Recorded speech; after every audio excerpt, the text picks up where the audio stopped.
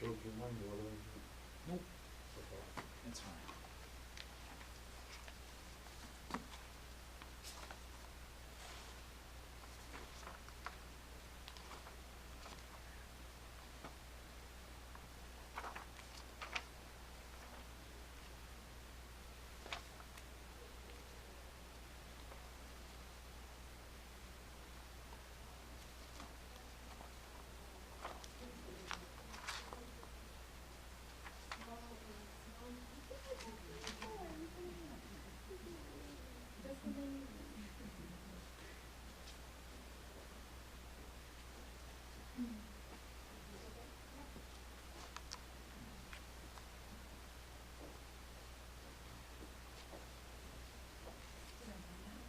Here it is. You're well prepared. We have many copies today. This time we do, although admittedly these are oversized handouts. Thank you. Oh. No extra charge. Thank you.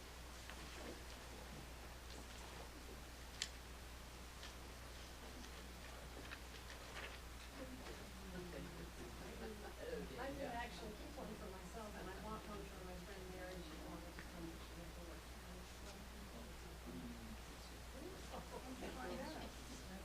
Some lovely folks. And usually when I don't.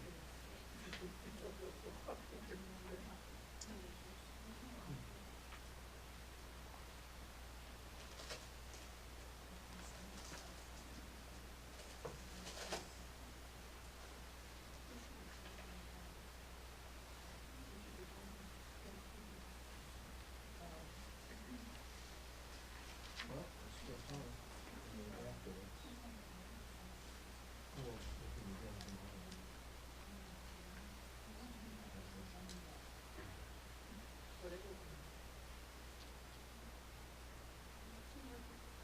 Okay.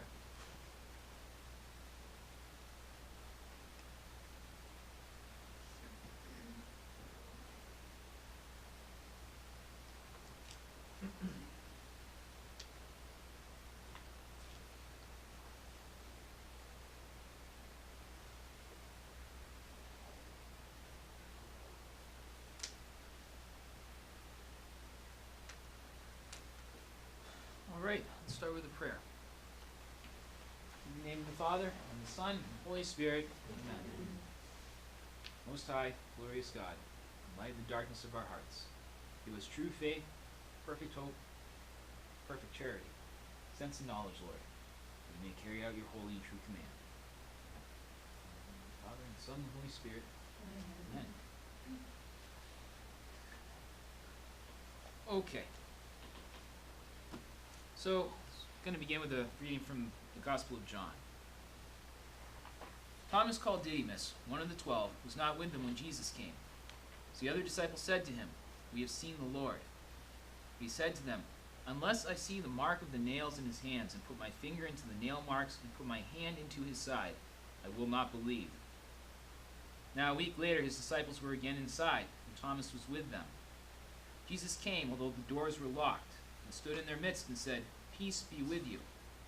Then he said to Thomas, "Put your finger here and see my hands, and bring your hand and put it into my side. And do not be unbelieving, but believe." Thomas answered and said to him, "My Lord and my God." Jesus said to him, "Have you come to believe because you have seen me? Blessed are those who have not seen and have believed." Okay, so most people here should be familiar with the story of Thomas.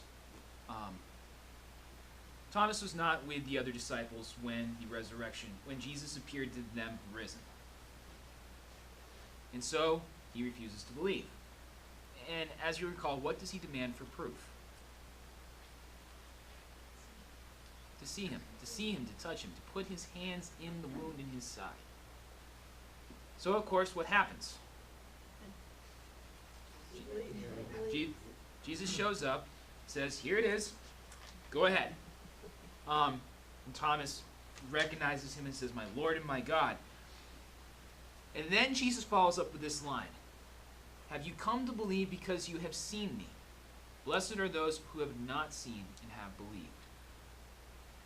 Now this line has created a lot of controversy in recent centuries. Why do you think that is? Blessed are those who have not seen and have believed. How many of you have heard the phrase, faith is blind? Okay, I mean, it's part of our vocabulary. It comes from this.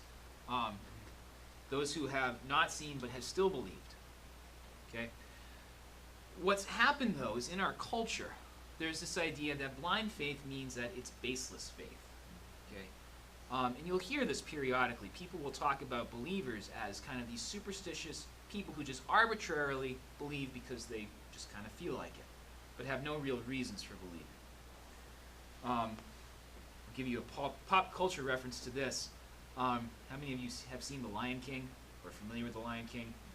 Yeah, those of you with kids and grandkids. I grew up with it. There's a scene in The Lion King where Timon, Simba, and Pumbaa are laying out looking at the stars. And they're having this conversation about, what do you think those things are? And Timon says, oh, they're fireflies that flew up too high and got stuck up in that big blue-black thing up there. And then Pumbaa comes back and says, I think they're burning balls of gas millions and millions of miles away from here. To which they say, Pumbaa, to you everything is gas, and they laugh. And then Simba says, I think that they're the great kings of the past up in those stars. And of course they find that completely ridiculous. This whole conversation reflects on the way most people see religion, though. Right? Because, except for Pumbaa, none of them have any real evidence for their beliefs. Timon just kind of figures, it's probably something like this. Fireflies just, stuck up there. Doesn't have evidence, but he figures, it would make sense. Simba has no real basis for his claim either. His father has told him that these are the ancestors of the past up in the sky there. And he believes his father, and it sounds like a good, venerable tradition, but there's basically no basis for it. It's, as we would say, blind belief.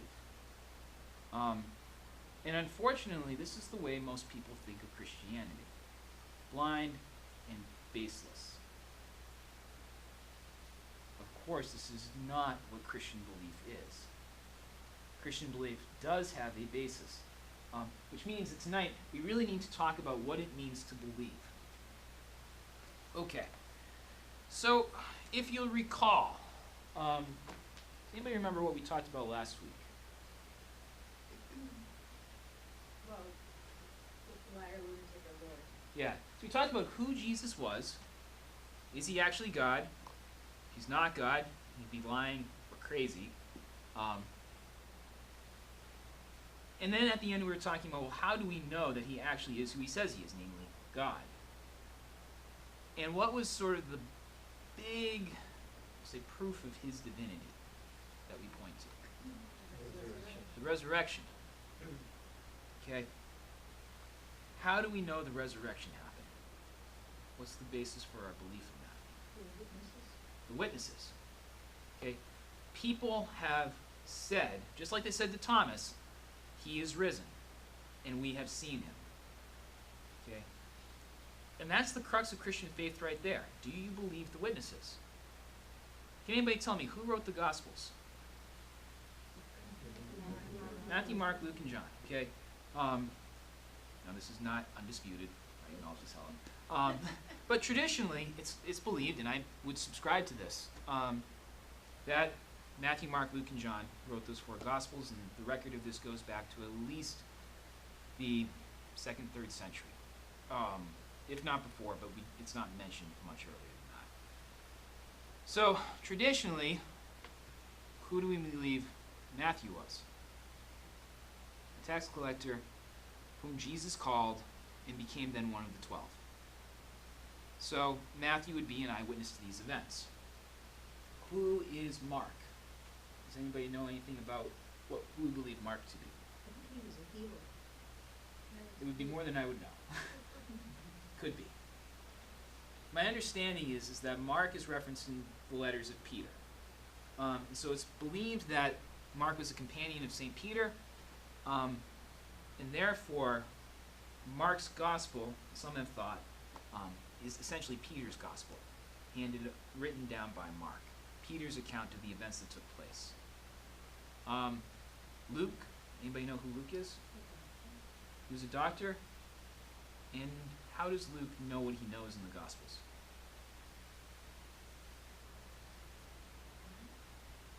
Okay, so one interesting detail. There are pieces of Luke's Gospel that could only be known by Mary. And so people have speculated he must have known Our Lady. But Luke actually is mentioned in the Acts of the Apostles. He writes the Acts of the Apostles, and he writes himself into it. There are places there where he says, and then we saw. He was a companion of St. Paul's, and Paul mentions him in his letters. So Luke has Paul as his in on this information. So Luke knows one of the witnesses. And then, of course, John. Who is John? He's the beloved disciple, one of the 12. John explicitly identifies himself as an eyewitness. And in his letter he says, we're writing down what we have seen and what we have heard so that you may come to believe. Okay? So the people who form the New Testament are basically either witnesses or people who are recording what the witnesses have told them to the resurrection. So the question of do we believe, at sort of its baseline foundation is the question of do we believe the people who say that Jesus Christ actually rose from the dead? Now what we need to talk about, of course, is does it make sense to believe them? And to approach that issue, I thought we would read a little bit of The Lion, the Witch, and the Wardrobe. How many of you are familiar with this book? It's a charming series. It really is. When kids read it, it's a very good story. But when you read it back as an adult, all of a sudden you realize, oh my goodness, this is all about Christianity. So, for those of you who have not read the book, does anybody need a handout, by the way? Oh, thank you. I'll keep one for myself.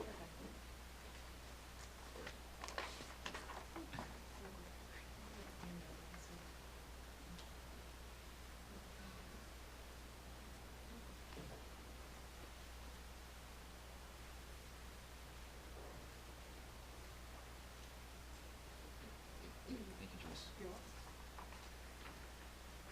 So basically what happens is there are these 4 children. The oldest is named Peter, second oldest Susan, third is Edmund, and then the youngest is Lucy. They're living in this big old house with a man named Professor Diggory Kirk, who's kind of a quirky old professor. And they're living there because this is during World War II, and they're getting out into the country to avoid the bombing of London. So one day they're playing hide and seek. And the youngest, Lucy, goes and finds a hiding place inside a wardrobe. And next thing you know, her older siblings see her pop out seconds after she went into the wardrobe and declares that she has been in a magical forest where she had tea with a goat man named Mr. Tumnus. And that she has been away for hours, and they must have been wondering where she was. What do you think her siblings made of this story? Do you think they believed her? No, absolutely not. So they figured that she's just kidding around, as kids do. Just this kind of game of let's pretend. And when they tell her that, she gets very, very upset, which is very surprising to them. So then things settle down, and they're playing hide and seek again later on. And not only Lucy, but also her brother Edmund go into the wardrobe. When they come out, again, just minutes later, Lucy declares that she was in the forest again, and this time Edmund was with her. When they turn to Edmund and say, what's this all about, Edmund? Edmund says, oh, she's just playing. At which point Lucy bursts into tears. So this is all very confusing for Susan and Peter, because they can't understand why Lucy is getting so upset over this, because she can't possibly be serious, because, goodness, forests don't just appear in wardrobes, and They saw for themselves that she certainly wasn't gone for hours, and who in the world has tea with goat men named Mr. Tumnus anyway? So none of this makes any sense to them. And the fact that she's so convinced of this is starting to worry them, right? So they decide to go and talk to the professor who's putting them up to find out, what do we do with our sister? Because clearly the 6-year-old girl is crazy, and we need to get her help. So the professor's response is interesting. So if you look at page 1 here, down on the 3rd paragraph, the professors, after they tell this whole story, the professor's first words, "How do you know," he asked, "that your sister's story is not true?" Now, what do you think they were expecting the professor to say? He would agree with, he would agree with that. Yeah. They really expected him to do what they thought all adults would do and say, these are just silly kids, stories. This isn't real. She needs to learn the difference between, imagination and reality, and we'll send her away and get her help, and she'll spend some time in the loony bin, and that's okay. That's what they're expecting. But here the professor's entertaining the question of, what if this is actually true? So, before we continue, I think it's worth talking about, why do Peter and Susan never consider that Lucy's story could be true? Well, and this is actually interesting. Lucy does show them the wardrobe. So after this whole, I should have mentioned this. After this whole story comes out, they open the wardrobe, they walk in, they don't find a forest. They pull the wardrobe back, there's no hole in the back leading to a forest.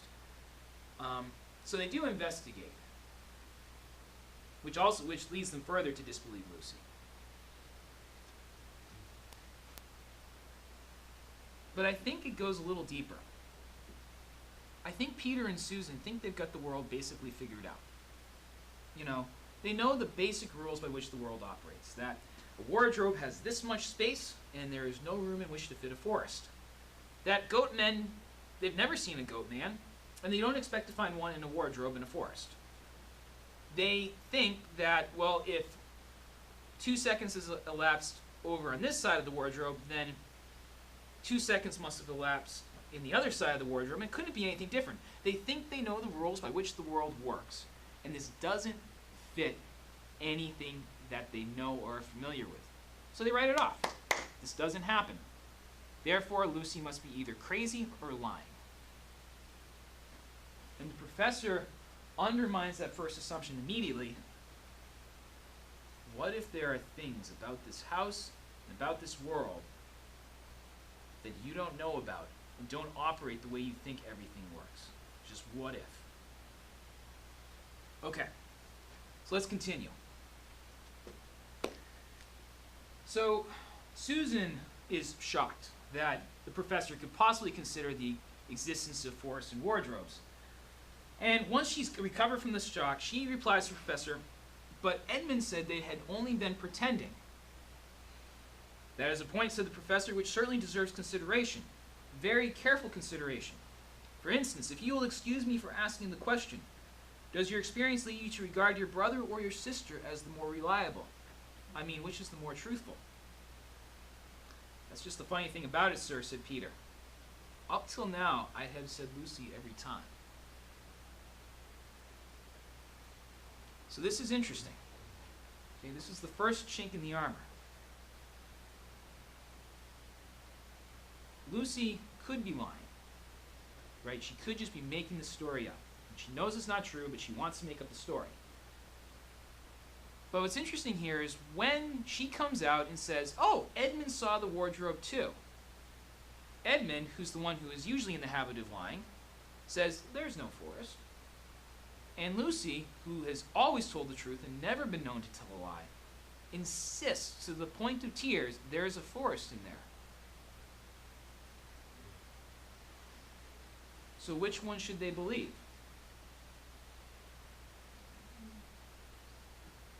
they should believe Lucy. She's the more credible witness here. Unless, of course, they're going to write this off to begin with. If they're going to say this is impossible first, then they have to believe Edmund. But Edmund is not the one who is more believable. Okay. And then Susan objects. But this couldn't be true. All this about the wood and the fawn. That is more than I know, said the professor. And a charge of lying against someone whom you have always found truthful is a very serious thing. A very serious thing indeed. Well, we were afraid it mightn't even be lying, said Susan. We thought there might be something wrong with Lucy. Madness, you mean, said the professor quite coolly. Oh, you can make your minds easy about that. One has only to look at her and talk to her to see that she is not mad. Okay. So we've got three possibilities here. She's either lying, in which case she knows that this never happened, that there is no forest, but saying there is one anyway. She could be crazy, in which case she's convinced that there is a forest in there, but in fact there isn't. But of course, notice this. For those of you who read the book, has Lucy shown any signs of madness up to this point? Absolutely none. The only reason you would assume she's crazy is if you already assume the answer to the question, is there a forest in that wardrobe? If you assume that forests are impossible in wardrobes, then you're forced into the position she must be crazy. But if you're willing to actually entertain, maybe she saw something that is beyond our wildest expectations, then calling her crazy just doesn't make any sense. There's no evidence of it at all. It goes on. Logic, said the professor half to himself. Why don't they teach logic at these schools? There are only three possibilities. Either your sister is telling lies, or she is mad, or she's telling the truth. You know she doesn't tell lies, and it is obvious that she is not mad. For the moment then, and unless any further evidence turns up, we must assume that she is telling the truth. Susan looked at him very hard and was quite sure from the expression on his face that he was not making fun of them. But how could it be true, sir, said Peter. Why do you say that? Well, for one thing, if it was true, why doesn't everyone find this country every time they go to the wardrobe? I mean, there was nothing there when we looked. Even Lucy didn't pretend there was. What has that to do with it, said the professor. Well, sir, if things are real, they're there all the time. Are they? Said the professor. And Peter didn't know quite what to say. Maybe the world doesn't work exactly like you think it does. But there is no time, said Susan. Lucy had no time to have gone anywhere, even if there was such a place. She came running after us the very moment we were out of the room. It was less than a minute, and she pretended to have been away for hours. That is the very thing that makes your story so likely to be true, said the professor. If there really is a door in this house that leads to some other world, and I should warn you that this is a very strange house, and even I know very little about it. If, I say, she had gone into another world, I should not be at all surprised to find that the other world had a separate time of its own, so that however long you stay there, it would never take up any of our time. On the other hand, I don't think many girls of her age would invent that idea for themselves. If she had been pretending, she would have hidden for a reasonable time before coming out and telling her story. So this is too advanced to be able to make up. But do you really mean, sir, said Peter, that there could be other worlds all over the place just around the corner like that? Nothing is more probable, said the professor, taking off his spectacles and beginning to polish them, while he muttered to himself. I wonder what they do teach them at these schools. But what are we to do, said Susan. She felt that the conversation was beginning to get off the point. My dear young lady, said the professor, suddenly looking up, with a very sharp expression at both of them. There is one plan which no one has yet suggested, and which is very well worth trying. What's that, said Susan. We might all try minding our own business. And that was the end of that conversation.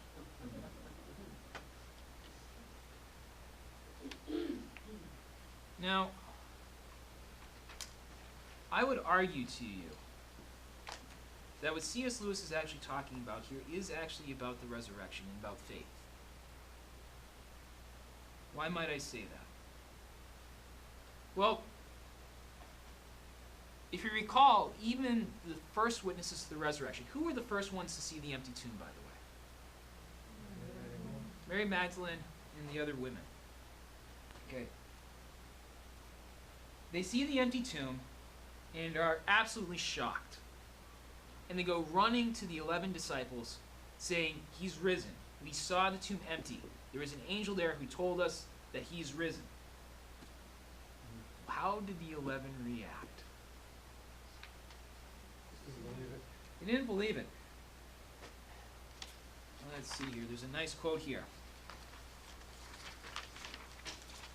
The others who accompanied them also told this to the apostles, but their stories seemed like nonsense, and they did not believe them. There's another translation, I'm pretty sure I've seen that it said, their stories seemed like women's tales. So this is a little tame. But yeah, and why don't they believe them? They didn't see it for themselves, and they wrote it off in the beginning that this just isn't possible, right? How many people in the course of history have ever survived death? This would be the only one, ever. I mean, even Lazarus, who Jesus raised from the dead. What happened to Lazarus after Jesus raised him up? He died eventually. This would be something completely and totally new. Since the fall, every human being has died. No one has risen on their own willpower, and it's assumed by these people that that's just how the world works. Resurrection is not possible, and this could not have happened. Period. They think they understand the world, and they're not willing to believe this. Now, of course, what changes their mind? They see the risen Christ. First, Peter and John run to the empty tomb. They see it empty, and they realize, oh, they were telling the truth. And then Jesus Christ himself appears to them. And you have instances like that happened with Thomas, where he literally says, place your hands in my side. Do not doubt, but believe. So now they've seen with their own eyes and know that clearly the world does not work exactly how they thought it did. And this not only is possible, but it happened. Okay. There's another interesting resurrection account. And this is, how do I put it?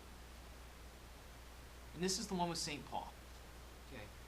So before St. Paul was named Paul, what was his name? Saul. And what was his notorious occupation? Persecuting Christians, arresting them, having them killed. In fact, does anybody remember who the first martyr was? Stephen. How did Stephen die? Stoning, with Saul looking on with approval. St. Paul was at least partially responsible for the death of the first Christian martyr. Now, presumably, Saul's hatred of Christians would be for the same reason that the apostles first didn't believe he was risen. That, first of all, for God to become man is ridiculous and impossible. How could the Almighty God take on flesh? The two are incongruous. Couldn't happen. So these Christians are preaching this idolatrous doctrine, which is going to get them all wiped off the face of the earth when the wrath of God comes. So this has got to be stomped out. Further, this whole business about resurrection is absurd. Who could possibly believe this? It can't happen. Right? So therefore, we have to get rid of Christians. Now, he's on his way to Damascus one day, and his purpose is precisely to go and arrest more Christians. But something happens on the way there. What happens? He's knocked off his horse, and he hears a voice. The voice says to him, Saul, Saul, why are you persecuting me? He says, who are you, sir? I am Jesus, whom you persecute. That changed everything. Because he had now seen the risen Jesus. And everything he thought he knew about the faith, about the world, about Christians was turned on its head. Because if Jesus is risen, then all these things that Christians have been saying are true. And now he knew for certain he was risen because he saw him. So, fascinatingly, when he gets to Damascus, he shows up preaching the gospel and declaring that Jesus is risen from the dead. Naturally, the people who were expecting him to go round up Christians were shocked by this.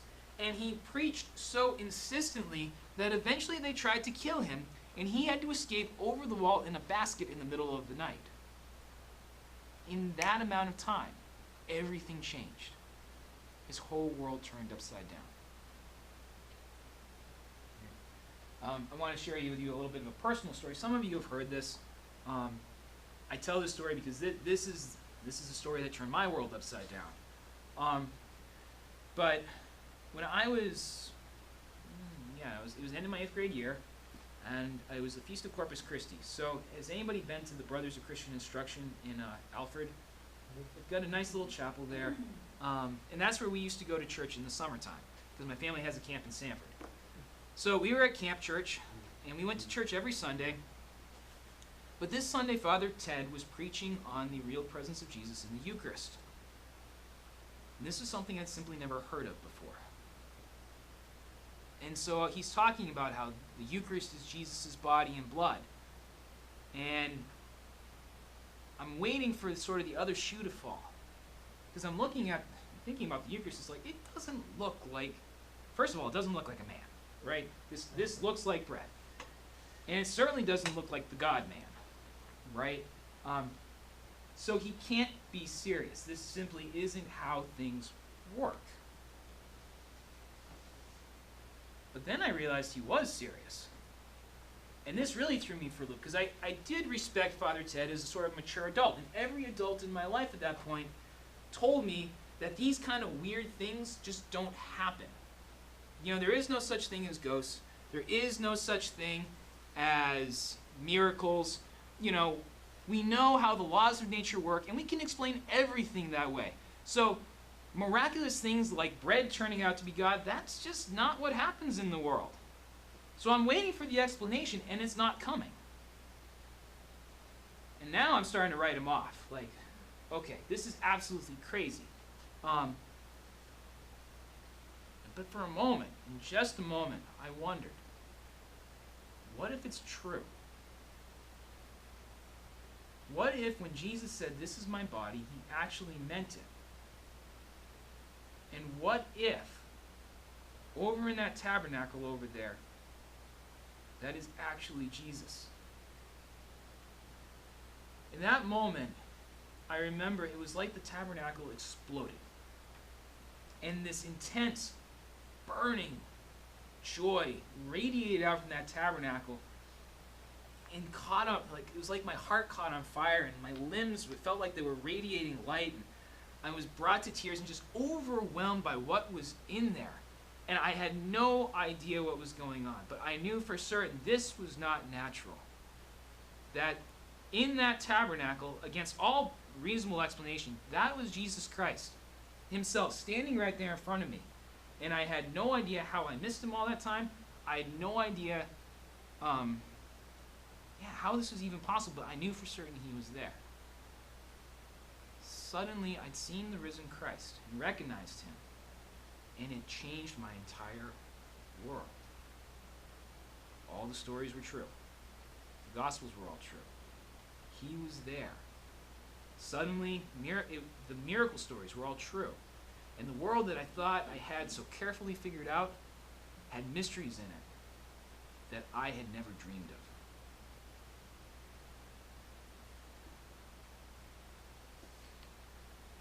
So,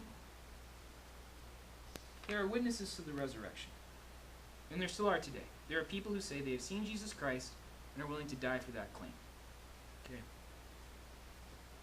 But now the next question we have to deal with, if you're not one of those witnesses, is can we believe them? People are saying this guy rose from the dead. He's out walking around right now. Can we believe these claims? And this is where C.S. Lewis gets kind of interesting. Because what are the three possibilities? Either they are lying, They're mad. they're crazy, or it's true. And there are no other logical options, especially when you're dealing with eyewitness accounts, right? They know for certain. They're saying, I saw this myself. And they know for certain whether or not that's true, whether or not they saw it themselves. It's not like they're like, well, you know, Bob's a good guy, and I generally trust Bob, and so Bob probably wouldn't lie to me, yeah, so I'll believe that the resurrection happened. No, this is 100% either they know it's true or they know it's false. So, let's deal with the madness question first. Okay. And actually, before we get to that, let me read to you exactly what the claim is as far as witnesses. Okay. So, Paul gives a list in 1 Corinthians of all these appearances of Jesus. St. John in his Gospel says that there are many more, but there are too many to be recorded.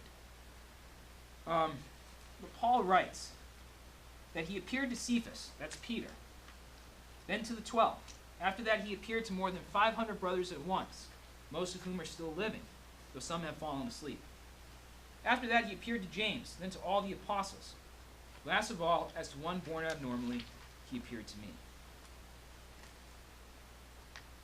Okay, now, for the crazy claim. All right, let's say for a moment that this belief that Jesus rose was just a hallucination, or maybe like a really, really intense dream, because, I don't know, you ate beef jerky that night and it just didn't agree with you. I don't know. Let's say that people attempted that kind of explanation. Which of these appearances would throw a kink in that work? 500 at once. For 500 people to hallucinate the same thing at the same time is highly, highly unlikely. Okay? The other thing to remember too, just as with Lucy, the only reason to believe that she's crazy is that she said something that they believed already to be impossible. Same thing with the witnesses to the resurrection. It's kind of an arbitrary standard. The question is, did Jesus rise? And there are people, and people do this today all the time. They assume out of the gate he can't have risen, therefore because you said he rose and you saw him, you have to be crazy. That's, in logic, we call that begging the question, right? So, the crazy claim doesn't get too much traction. Okay, people generally think that they actually, are sane, maybe not reasonable people, but at least sane people. So this leaves us with the lying accusation, and that one is a much more popular one. Anybody recall, after Jesus was killed, who did they station at the entrance to the tomb? Guards. Why would they station guards? How many people need to guard dead bodies? I mean, dead bodies usually aren't much of a threat, are they? Why would they station guards? He promised to rise after the third day, and they were afraid that the disciples would come, steal the body, say, oh, look, the tomb is empty, and then claim that he rose. They'd lie. Okay? So guards are stationed there to make sure that this didn't happen. All right? Now, of course, he did rise, and the guards were frightened, senseless. But then Matthew says that the guards were told to lie about this and to insist that the disciples had stolen the body, which some people proceeded to believe. But the lying accusation is suspect as well. Why do people usually lie? What's usually the motive for lying? Hiding something, so they're trying to cover their own butt. Fear. Fear. Say a little more about Like that. fear of being caught. I'm just thinking about children. Fear of being caught. Okay. And doing something wrong or whatever. Fear of. Yeah. So fear of punishment. Right. Something like that. It's usually to your own advantage. People will lie in order to cheat people out of money. People will lie in order to gain people's trust, or to gain power, or to avoid punishment. But it's always something for your own advantage. Now, with the apostles, did they benefit at all from saying that Jesus rose from the dead? No.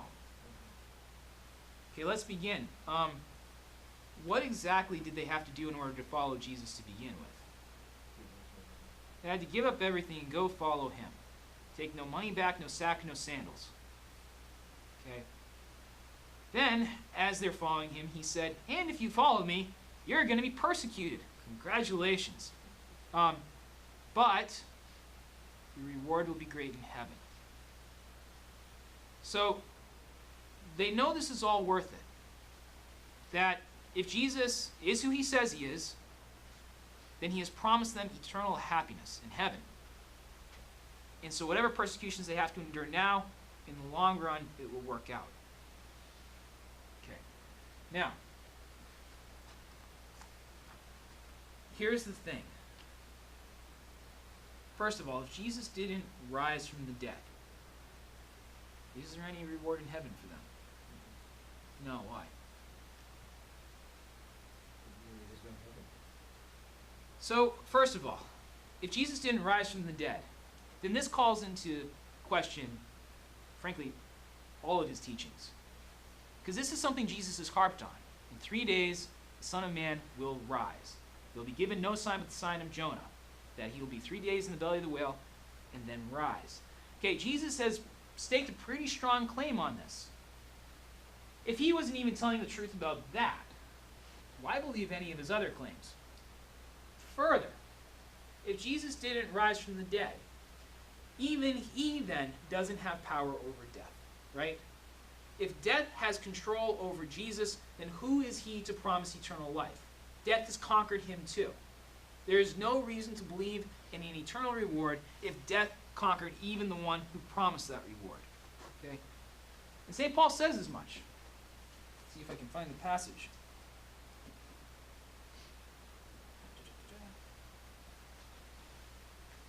If for this life only we have hoped in Christ, in other words, if there is no heaven, we are the most pitiable of all people.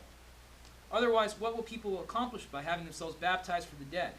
If the dead are not raised at all, then why are they having themselves baptized for them? Moreover, why are we endangering ourselves all the time?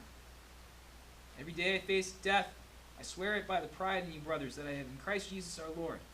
If at Ephesus I fought with beasts, so to speak, what benefit was it to me? If the dead are not raised, let us eat and drink, for tomorrow we die. There is no death. There is no heaven.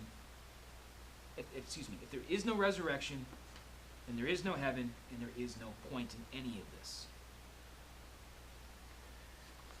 And you'll notice, Paul goes even further. Because it's not just that Paul is leading kind of a quiet, dull, but basically moral life for Christ. Okay, let's review the record here. He said, every day I face death. If at Ephesus I fought with beasts, what benefit was it to me? He's really sticking his neck out in his claim of the resurrection. Right? When he says to people that Jesus Christ is raised from the dead, how did they react? Not well. This doesn't get him praise. It doesn't get him power. It doesn't get him money.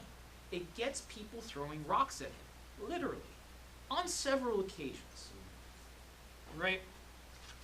So if you take a look, there's this on page, well, it's really page 6, I guess. You can go through Acts of the Apostles and you can see exactly what claiming Jesus rose from the dead got the apostles. Okay? Very early on, Acts chapter 5. It says, after recalling the apostles, they had them flogged, ordered them to stop speaking in the name of Jesus, and dismissed them. So they left the presence of the Sanhedrin, rejoicing that they had been found worthy to suffer dishonor for the sake of the name. They preached that Jesus rose, and they had them whipped. Then it gets worse. Stephen is preaching that Jesus rose and is the fulfillment of the new temple. The temple basically made flesh. Okay? And this displeases a good few people. And so they start throwing rocks at him. They covered their ears, rushed upon him together. They threw him out of the city and began to stone him. So, Stephen. More apostles die in Acts 12. About that time, King Herod laid hands upon some members of the church to harm them. He had James, the brother of John, killed by the sword. And also, when he saw that this was pleasing to the Jews, he proceeded to arrest Peter also. Paul, in his travels, has this periodic issue. Acts 14, they stoned Paul and dragged him out of the city, supposing that he was dead. Philippi, Acts 16, after inflicting many blows on them, they threw them into prison. Then in the end, in Jerusalem, they seized Paul, dragged him out of the temple, and immediately gates were closed while they were trying to kill him. A report is made to the cohort, they have him arrested, and eventually he goes through several trials until eventually Paul is beheaded. Okay. Then in 2 Corinthians, Paul has a nice summary of all that he suffered for the name. It says, 5 times at the hand of the Jews I received 40 lashes minus 1. 3 times I was beaten with rods, once I was stoned, 3 times I was shipwrecked. I passed the night and the day on the deep, on frequent journeys, and dangers from rivers, dangers from robbers, dangers from my own race, dangers from Gentiles, dangers in the city, dangers in the wilderness, dangers at sea, dangers among false brothers, in toil and hardship, through many sleepless nights, through hunger and thirst, through frequent fastings, through cold and exposure. Do the apostles gain anything if this was a lie? Absolutely nothing. If they had any gain in this world, at the point they go to the martyrdom and they say, either you tell us this was all made up or we'll chop your head off. If this was all made up, the most logical thing to do would be then to say, I'm sorry, I did make it up. And then their life would be spared. They'd be paraded around and people would say, look, he apostatized. This was all a story. Hear him tell you. And he'd probably live a good, rich, luxurious life. But they don't. They insisted even until death that they actually saw what they saw. And at that point, there is nothing, absolutely nothing that could be gained for it. There could be no motives for lying there unless they're really a special type of crazy that I have never seen before in my life. So if they're not crazy, and they have no reason to lie, then they must be telling the truth.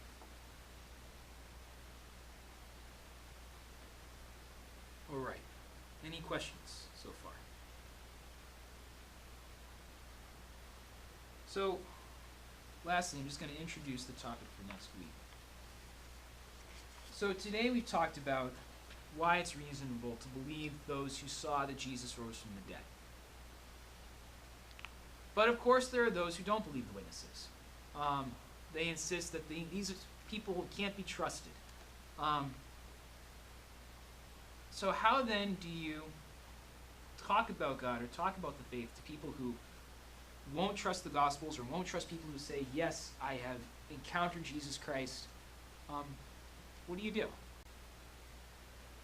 So here's one way to think of it, and we'll jump off from this next week.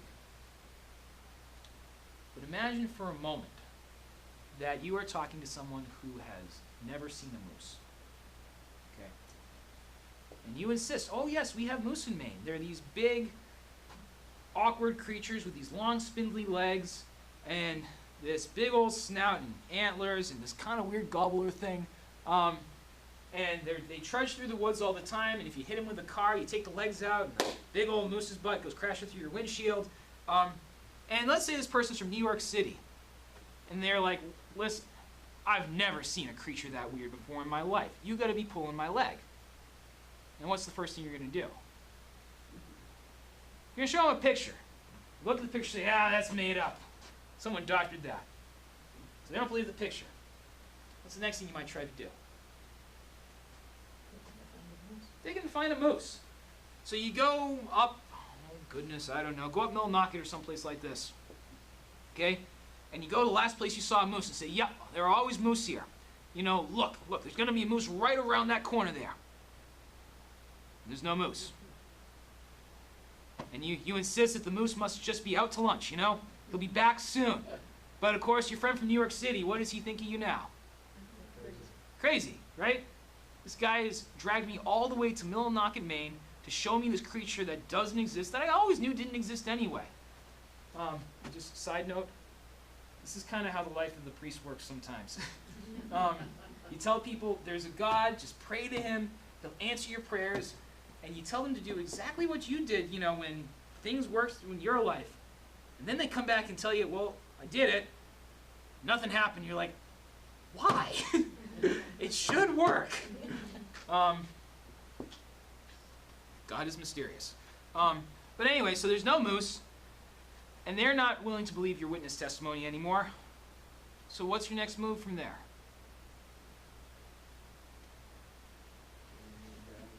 What was that? Get a main guide and find out where they really are. Get someone who really knows where moose are. The other thing you can do is you can try to show evidence of moose. So if you can't find an actual moose, point and say, look, moose poop. Only a moose could have left that.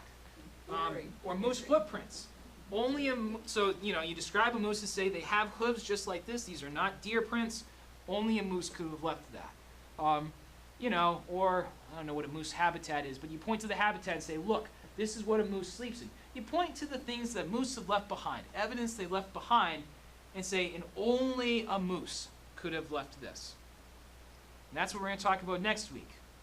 When people don't believe the witness testimony, and don't believe people who say, yes, I have seen the God-man himself,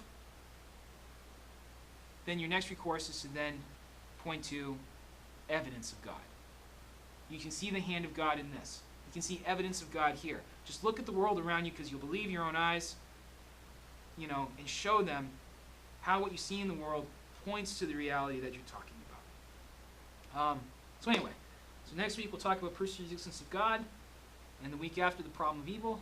And if you guys have any questions, I'll take them now. Otherwise, thank you very much. Thank you. Okay. Thank you very much.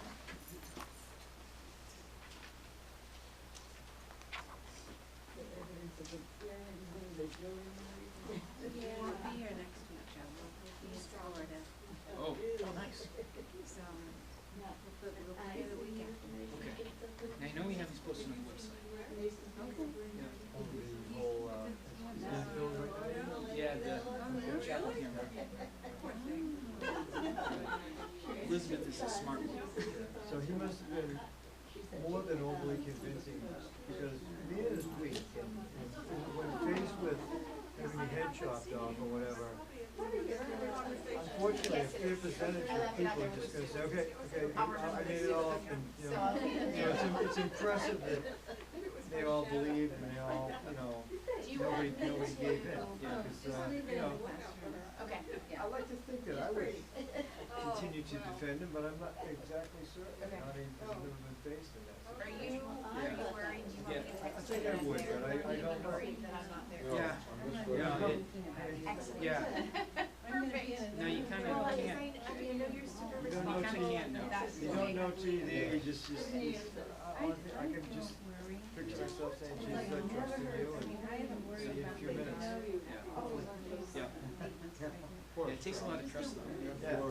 So to me, it shows that those people that the apostles or disciples that were killed on his behalf, they really believed that they had more than enough evidence to. And had a lot of experience with him over time. Yeah, so sometimes, Ready to die for him. Yeah. I won't do it until it's you. So here we are. I'll do my best. Amen. Thank you. Thank you. Now you collect monies, maybe next time around? That's okay. If you want to keep it, you're welcome. Otherwise, we'll take it. I don't know, but I have to do it for a Well, we reason. got two, so. Okay, so your supply. Thank you. Thank you, Joe. Thank you, Sandy, for coming. I said evidence of moves, the jewelry they're making now, earrings and necklaces from the moose poop. I didn't know that was a thing. He loves it. You. I know, right? No. all right, thanks, Joe. See you He next. likes the procedure of it. He's not deep. Saturday morning. Yep, bright and early. Yeah. Dark and early. Or, Maureen, Oh, Here's no. where I'm going. I'm Joyce. Hi, But Sandy, it nice is to meet easier you. for me to get the 3/4. When I Yes, we come get here, around so to all it the won't- churches. Yeah. It's all right though, it's not a problem. Thank you, Joe. Sorry, Liar lived to haven't heard anything. No, it was last week. Oh, was? Oh, okay. I sent the car. They're all. Drug-induced coma. That's what Jen said.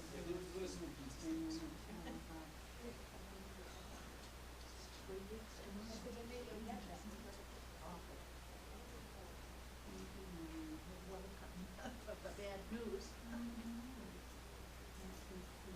All we can do, we can't go in and see it. Well, we tried to volunteer at their club, and there's just a couple of and there's a girl there that was the regular Wednesday. And since she was part, she thought she had it at home, or something, and she made it like this. So she just ran around to the place, and it's like 60 people. It's very typical at the time of what's happening here. Oh, did you, how's baby doing? She's doing wonderful, she's home. Oh, is she? Yep. Oh, good. Yep, she's doing wonderful. Yep. She said she's doing everything. I'm just checking. Pretty well. So, Annie, did you grab the remote? I did not. No. There's no remote in there. That's Good, good, Sandy. So I think what we can do is turn it on here. Oh, you're manually then.